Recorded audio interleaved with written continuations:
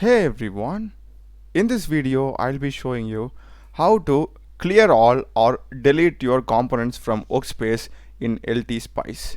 So let's get started. So I'll be showing you two ways. One is by going to the edit option and also by using the shortcut key. So first thing, if you have selected any component, I would recommend you to press the escape key so that it deselects from that particular component. After this, go to edit and you'll be having the delete option over here. Click that and you'll be getting this scissor like icon.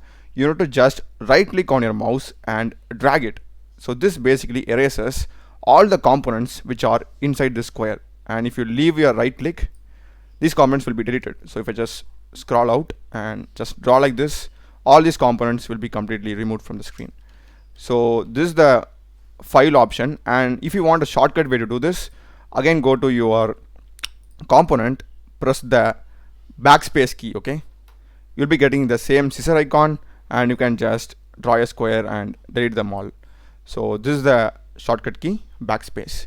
So I hope you have found this video useful, guys. Do check the playlist of my channel. I've done a lot of videos in programming and AI tools. Subscribe me. Thanks for watching.